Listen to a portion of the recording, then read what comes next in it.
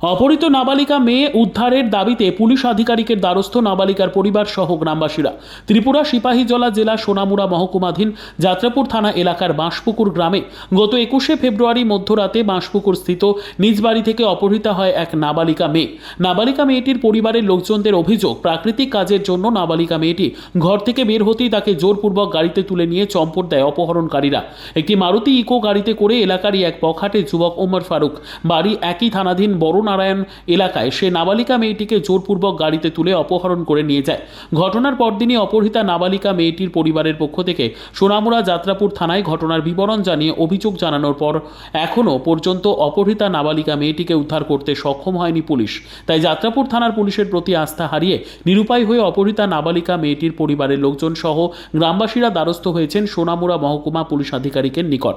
তবে পুলিশ আধিকারিকের অনুপস্থিতিতে ওনার অফিস কর্মীদের নিকট একটি অভিযোগপত্র জমা করেন অপহৃত নাবালিকা মেয়েটির পরিবারের লোকজন সহ গ্রামবাসীরা। তবে গ্রামবাসীদের পক্ষে জানিয়ে দেওয়া হয়, আজকের মধ্যে যদি অপহৃতা নাবালিকা মেয়েটিকে তার পরিবারের লোকজনদের হাতে উদ্ধার করে পুলিশ, যদি ফিরিয়ে না দেয় তাহলে আগামী দিন তারা আন্দোলনে যেতে বাধ্য হবেন। নমস্কার, আজকে আমরা এইচডিপি অফিসে এসেছিলাম। যদিও এইচডিপির সাথে আমাদের দেখা হয়নি বা সাক্ষাৎ হয়নি। একটু আগে এইচডিপি অফিসে আসার আগে আমরা কাঠালিয়া থানার যিনি ভারপ্রাপ্ত ওসি দায়িত্বে আছেন ওনার সাথে কথা হয়েছে।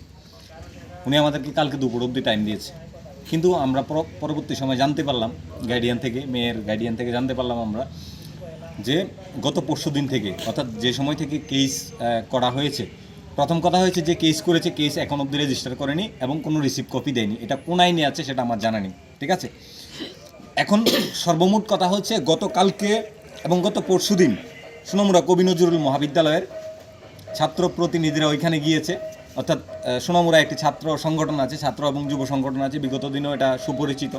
সেই সংগঠনের আমি ব্যক্তিগতভাবে ওইখানে থানাতে লোক পাঠিয়েছি, বা আমাদের যে টিম আছে ওরা গত পরশু দিন টাইম দিয়েছে, সন্ধ্যার সময় দিয়ে দেবে। পরশু দিন সন্ধ্যার সময় যখন গিয়েছে বলেছে আজকে রাত্রে, যখন সকালবেলা আবার গিয়েছে ঠিক তৎক্ষণাৎ আবার সন্ধ্যা অবধি টাইম দিয়েছে। তো আজকেও সেম ঘটনাই আমার কাছে বলেছে। তো আমি শোনার পর সঙ্গে সঙ্গে আমি বললাম যে এইচডিপি স্যারের সাথে দেখা করা দরকার। তো এইচডিপি স্যারের এখানে এসেছি, HDP sir maybe station out.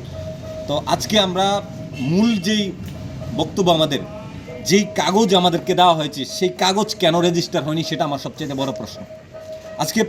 আজকে রাজ্য সরকার এবং রাজ্য প্রশাসন নাবালিকার যে বিবাহ সেটার থেকে বিরত থাকার জন্য বিভিন্ন ক্যাম্প করা হচ্ছে, সরকার বিভিন্নভাবে ক্যাম্প করছে। সেই ক্ষেত্রে প্রশাসনের কিছু লোক, পুলিশ কর্তা বাবুরা, তাদের কিসের বিনিময়ে তারা সরকারকে বদনাম করতে চাইছে সেটা আমার সবচেয়ে বড় প্রশ্ন। পুলিশ কার কথায় চলছে সেটা আমার জানতে হবে। এবং সবচেয়ে বড় বিষয় হচ্ছে যেই কেসের কাগজ দেওয়া হয়েছে, কেসের কাগজ আমি বারবার বলছি তাদের কোনো রিসিভ কপি দেওয়া হয়নি। তারা যে কেস করেছে তাদের কাছে কোনো প্রমাণ নেই। মেয়ে কোথায় আছে সেটা আমাদের ধারণা নেই, কিন্তু পুলিশ বলছে আজকে রাত্রের মধ্যে রিকভারি করে দেবে। যদি পুলিশ নাই জানি থাকে তাহলে পুলিশ কিভাবে বলে আজকে রাত্রের মধ্যে রিকভারি করে দেবে? এটা আমার সবচেয়ে বড় প্রশ্ন। আজকে এই বিষয়টাকে পুলিশ আপনার সঙ্গে বলেছে কথাটা। এবং আরেকটা বিষয়, পুলিশের যে বিষয়টা বলছে, নিজে ওসি নিজে কথা বলেছে। আচ্ছা আচ্ছা। আর আরেক কথা হচ্ছে, যখন প্রতিনিধিরা যখন গিয়েছে বা যারা কেস রেজিস্টার করতে গিয়েছে, পুলিশ থেকে প্রস্তাব আসছে যে মিলে যাওয়ার জন্য, তাহলে নিশ্চয়ই কিছু না কিছু একটা মোটা অঙ্কের টাকার বিনিময়ে হয়তো বা এটা হয়েছে। আমাদের মনে হয় আপনাদের পরবর্তী পদক্ষেপ আমরা আগামীকালকে দুপুর 12টা অবধি আমরা ওদেরকে টাইম দেওয়া হয়েছে।